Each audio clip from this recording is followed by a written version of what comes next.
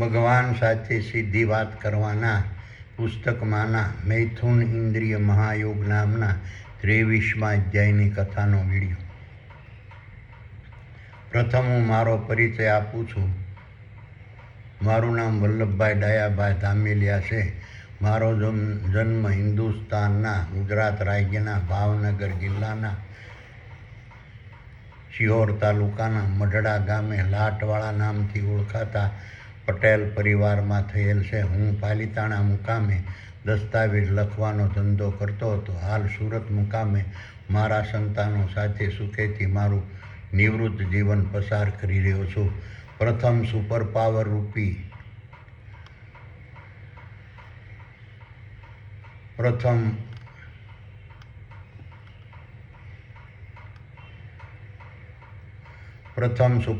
રૂપી પરમ પરમાત્માએ પ્રગટ કરેલા ચેતન બ્રહ્માંડ, સૂક્ષ્મ દેહો, મન, બુદ્ધિ, વિચારો, જીવો, આકાશ, અગ્નિ, વાયુ, જળ અને પૃથ્વીની દ્રશ્યમાન બ્રહ્માંડમાં વિસ્તરેલી સૃષ્ટિની રચનામાં વર્તમાનમાં અલ્પ રહેતી ભૂમિકા, મહત્વ, સ્વરૂપ, કાર્ય, સ્થાન અને સ્થિતિ વિશેની ભગવાને કરેલા વર્ણનની કથા સંભળાવી. ત્યારબાદ તેના માધ્યમથી થતી દ્રશ્યમાન દેહોની રચના વિશે તેમજ દ્રશ્યમાન દેહોમાં વર્તમાનમાં અર્પણ પ્રગટ થતા શબ્દ, સ્પર્શ, સ્વાદ, રૂપ, રંગ અને ગંધની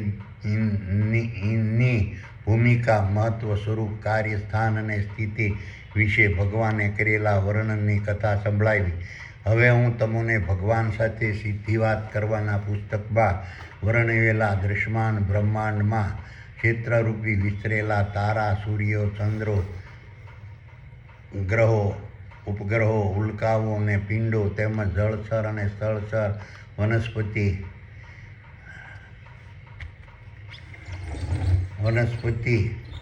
ઝાડો, છોડો, વૃક્ષો, વેલાઓ, ઘાસો, શેવાળો, પશુઓ, પ્રાણીઓ, પક્ષીઓ, માનવો, વાંદરો, જીવાણુઓ, કીટાણુઓ, અણુ અને પરમાણુના દ્રશ્યમાન દેહોને પરમ પરમાત્માના આદેશથી ચેતન બ્રહ્માંડ દ્વારા સૂક્ષ્મ બ્રહ્માંડના માધ્યમથી વર્તમાનમાં અર્પણ ઉત્પન્ન થતી મૈથુન ઇન્દ્રિયની રચના વિશે ભગવાને બતાવેલી 23મા અધ્યાયની કથા સંભળાવું છું. વલ્લભ કહે કે હે સુપર પાવર, હવે મને મૈથુન ઇન્દ્ર વિશે સમજાવો અને મૈથુન ઇન્દ્રિયથી દ્રશ્યમાન દેહો પર પડતી અસરો વિશે સમજાવો અને મૈથુન ઇન્દ્રિયથી સૂક્ષ્મ દેહો પર પડતી અસરો વિશે સમજાવો. સુપર પાવર કે હે વલ્લભ, હું તને મૈથુન ઇન્દ્રિય વિશે સમજાવું છું અને મૈથુન ઇન્દ્રિયથી સૂક્ષ્મ દેહો પર પડતી અસરો વિશે સમજાવું છું અને મૈથુન ઇન્દ્રિયથી સૂક્ષ્મ દેહો પર પડતી દ્રશ્યમાન દેહો પર પડતી અસરો વિશે સમજાવું છું અને મૈથુન ઇન્દ્રિયથી સૂક્ષ્મ દેહો પર પડતી અસરો વિશે સમજાવું છું. ચેતન બ્રહ્માંડના આધાર પર રચાતા સૂક્ષ્મ બ્રહ્માંડના સૂક્ષ્મ દેહોને પ્રવેશવા માટે ઉત્પન્ન થતા દ્રશ્યમાન દેહોને રચવા માટે નર અને માદાના દ્રશ્યમાન દેહોના માધ્યમથી મૈથુન પ્રક્રિયા ઉત્પન્ન કરવા ચેતન બ્રહ્માંડની આજ્ઞાથી સૂક્ષ્મ બ્રહ્માંડમાં પસારિત થતી મૈથુન ઇન્દ્ર નામની વેબસાઇટો દ્રશ્યમાન દેહોમાં વર્તમાનમાં અર્પણ પ્રગટ થતી રહે છે.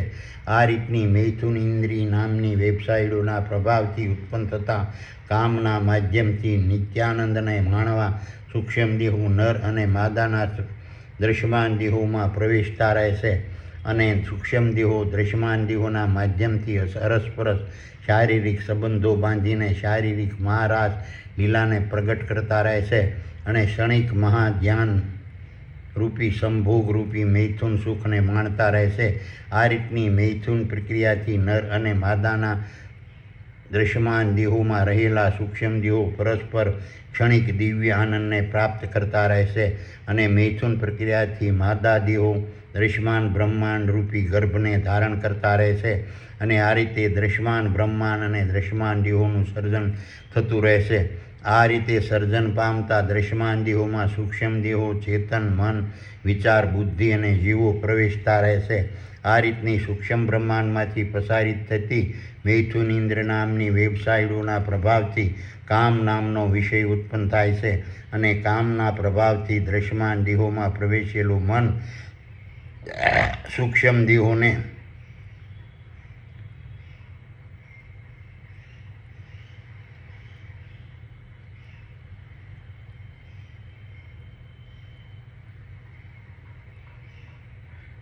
દેહોને પોતાના દ્રશ્યમાન દેહોના માધ્યમથી મૈથુન પ્રક્રિયા કરવાની માંગણી કરતું રહે છે અને મનની મૈથુનની માંગણીને સાકાર કરવા વિચારો સૂક્ષ્મ દેહોને સલાહ આપતા રહે છે અને બુદ્ધિ તેને પાર પાડવાની કળા શીખવતી રહે છે અને સુપરવાઇઝરો રૂપી જીવો તેનું સુપરવિઝન કરતા રહે છે અને છેવટે સૂક્ષ્મ દેહો પોતાના દ્રશ્યમાન દેહોના માધ્યમથી મૈથુનની માયાના પ્રભાવમાં આવીને વિવેક, વિચાર, નમ્રતા, ધીરજ અને મર્યાદાને અવગણીને મૈથુન પ્રક્રિયા કરતા રહે છે.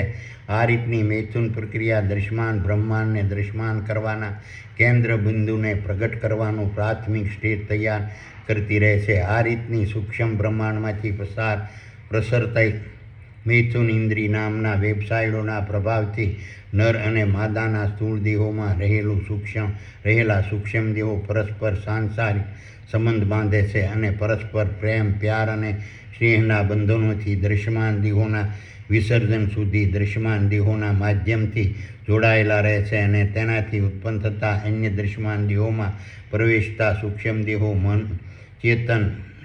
દેહો, ચેતન, મન, વિચાર, બુદ્ધિને જીવોથી દ્રશ્યમાન બ્રહ્માંડના સંબંધો, સગપણ અને સંસાર રચતા રહેશે અને દ્રશ્યમાન દેહોના માધ્યમથી સૂક્ષ્મ દેહો આનંદ અને શારીરિક સુખનો અહેસાસ કરતા રહેશે અને મૈથુનની માયાથી દ્રશ્યમાન ભૌતિક જગતના ભોગો, વૈભવો અને વિલાસોમાં ફસાઈને સ્વપ્ન સમાન મૈથુન સુખને માણતા રહે છે અને ભૌતિક બંધનોમાં બંધાતા રહે છે.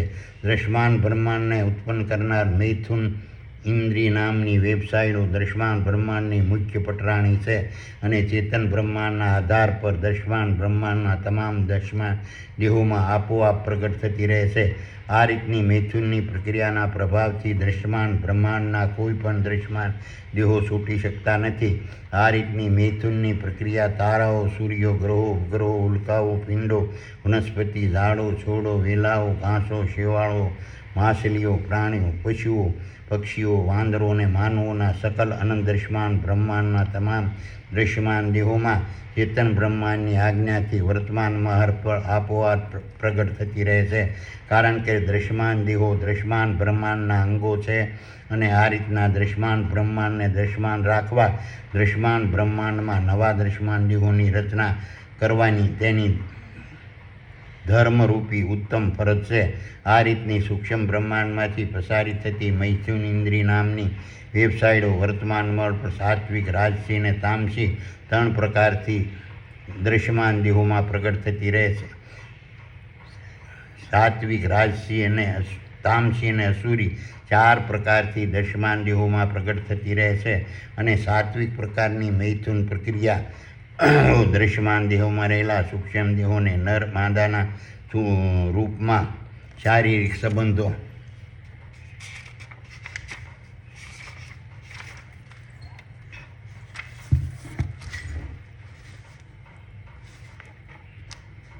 બાંધીને સત્ય, ત્યાગ, અહિંસા, દયા, સંતોષ, સુખ, પ્રેમ, પ્યાર, સ્નેહ અને આનંદના પ્રભાવથી પરસ્પરના સમાન અધિકારોથી જોડાયેલા રહેશે અને રાજસી મૈથુન ઇન્દ્રિયના પ્રકારથી દ્રશ્યમાન દેહોમાં રહેલા સૂક્ષ્મ દેહો નર અને માદાના રૂપમાં શારીરિક સંબંધો બાંધીને ઘમંડ, ઘૃણા, સોમાન, સ્વાર્થ, લોભ અને લાલચના પ્રભાવથી પરસ્પરના અસમાન અધિકારોથી જોડાયેલા રહે છે અને તામસી મૈથુનની પ્રક્રિયાથી દ્રશ્યમાન દેહોના સૂક્ષ્મ દેહો નર અને માદાના રૂપમાં શારીરિક સંબંધો બાંધીને કપટ, દ્વેષ, ઈર્ષા, અસત્ય અને હિંસાના પ્રભાવથી પરસ્પર કોઈપણ જાતના પ્રકારના અધિકાર વગર જોડાયેલા રહેશે અને અસુરી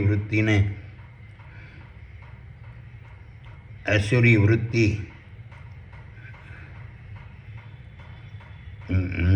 મૈથુનની અસુરી મૈથુનની પ્રક્રિયાથી દ્રશ્યમાન દેહોવાળા સૂક્ષ્મ દેહો નર અને માદાના સ્વરૂપમાં શારીરિક સંબંધો બાંધીને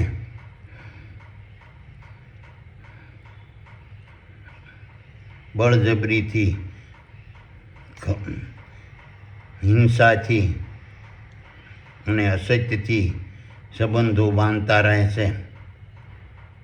હિંસોના પ્રભાવથી પરસ્પર કોઈ પણ પ્રકારના અધિકાર વગર જોડાયેલા રહે છે. આ રીતની સૂક્ષ્મ બ્રહ્માંડમાંથી પ્રસારિત થતી મૈથુન ઇન્દ્રિય નામની વેબસાઇટો મહાકળાકાર, મહાનાટક બાદ ઉત્પાતી અને સંચળ હોય છે. તે દ્રશ્યમાન દેહોના તમામ સૂક્ષ્મ દેહોને પોતાના દ્રશ્યમાન દેહોના માધ્યમથી નિત્ય નવા નાચો અને નાટકો રચીને અવનવા નાચ કરાવે છે. અને મૈથુનરૂપી માયામાં ફસાઈને નર અને માદાના દ્રશ્યમાન દેહોના માધ્યમથી સૂક્ષ્મ દેહો ભોગની લાલસાથી દ્રશ્યમાન દેહોના માધ્યમથી સજાતી પરસ્પર સાંસારિક સંબંધો બાંધતા રહે છે. આ રીતના સજાતી સંબંધોમાં નર અને માદાની ગુણવત્તા, જ્ઞાન અને શક્તિની મર્યાદા રહેતી નથી. માનવો તેની જાતિ અને પ્રજાતિના માનવો સાથે, વાંદરો તેની જાતિ અને પ્રજાતિના વાંદરો સાથે, માછલીઓ તેની જાતિ અને પ્રજાતિની માછલીઓ સાથે, જીવાણુ તેની જાતિ અને પ્રજાતિના જીવાણુઓ સાથે, પ્રાણીઓ તેની જાતિ અને પ્રજાતિના પ્રાણીઓ સાથે, પશુઓ તેની જાતિ અને પ્રજાતિના પશુઓ સાથે, પક્ષીઓ તેની જાતિ અને પ્રજાતિના પક્ષીઓ સાથે, ઝાડો, વૃક્ષો, છોડો, ઘાસો, વેલાઓ, શેવાળો તેની જાતિ અને પ્રજાતિના નર અને માદાના દ્રશ્યમાન દેહોમાં સંયોજાઈને પરસ્પર મૈથુનની પ્રક્રિયા માટે સંબંધો બાંધતા રહે છે. જેથી જીનેટિક માતૃવંશી ગુણનું નિયમન થતું રહે છે. આ રીતની સૂક્ષ્મ બ્રહ્માંડમાંથી પ્રસારિત થતી મૈથુન ઇન્દ્રિય નામની વેબસાઇટો સકલ અનંત દ્રશ્યમાન બ્રહ્માંડના તમામ નર અને માદાના સ્થૂળ દેહોને જોડતી રહે છે. અને વર્તમાનમાં અર્પણ સૂક્ષ્મ દેહો દ્રશ્યમાન દેહોના માધ્યમોથી દ્રશ્યમાન બ્રહ્માંડરૂપી મહારાસ રચતા આવતા રહે છે. અને આ રીતનો મૈથુન પ્રક્રિયાથી ઉત્પન્ન થતો રાસ અવિચળ અટક્યા વગર અને સતત રચાતો રહે છે.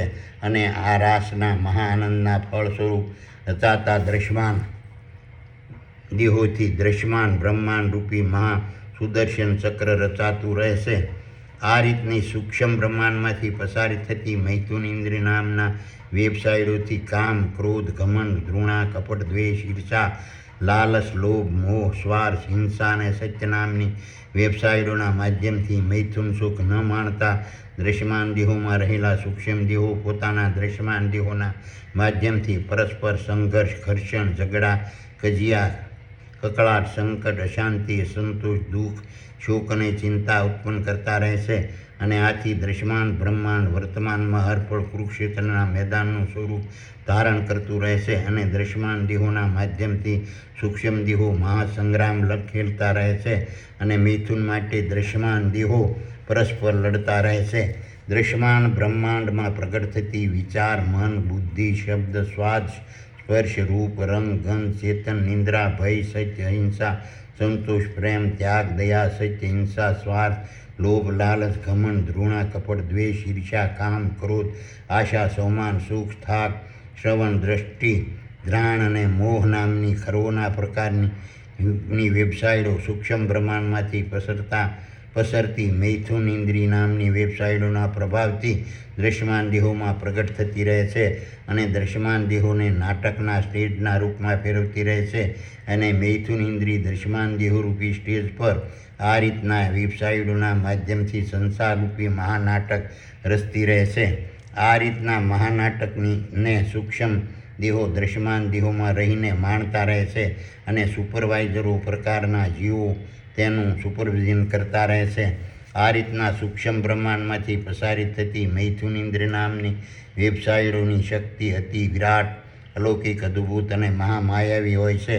અને દ્રશ્યમાન બ્રહ્માંડના તમામ દ્રશ્યમાન દેહોમાં રહેલા સૂક્ષ્મ દેહો તેમાં અગ્નિમાં હોમાતા પતંગિયાની જેમ હોમાતા રહે છે. અને દ્રશ્યમાન બ્રહ્માંડના દ્રશ્યમાન દેહોના સર્જનના કારખાનાની પ્રક્રિયાને વર્તમાનમાં હરપળ સક્રિય રાખવા ચેતન બ્રહ્માંડની આજ્ઞાથી મૈથુન નામની કામદાર રૂપી વેબસાઇટો પ્રગટ થતી રહેશે.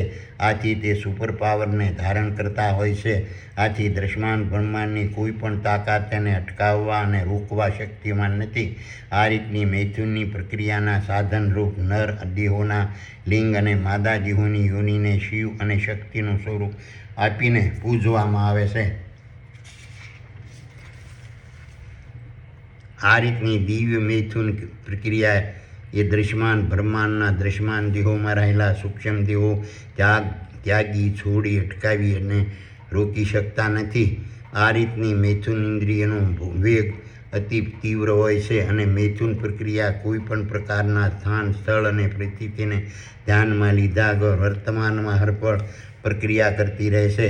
આ રીતની મૈથુન ઇન્દ્રિય રૂપી કામદાર નામની વેબસાઇટોના પ્રભાવથી દ્રશ્યમાન દેહોના માધ્યમથી દ્રશ્યમાન દેહો રચવાના માયાવી કારખાનામાં દ્રશ્યમાન દેહોનું સર્જન વર્તમાનમાં હરપળ થતું રહેશે અને તે રીતની દ્રશ્યમાન દેહોના સર્જનની માયાવી ફેક્ટરી મૈથુન રૂપી કામદારથી વર્તમાનમાં હરપળ કાર્ય કરતી રહેશે. આથી વર્તમાનમાં હરપળ દ્રશ્યમાન દેહોનું નવસર્જન ચાલતું રહેશે અને દ્રશ્યમાન બ્રહ્માંડ મૈથુન રૂપી કામદારના માધ્યમથી રચાતું રહેશે.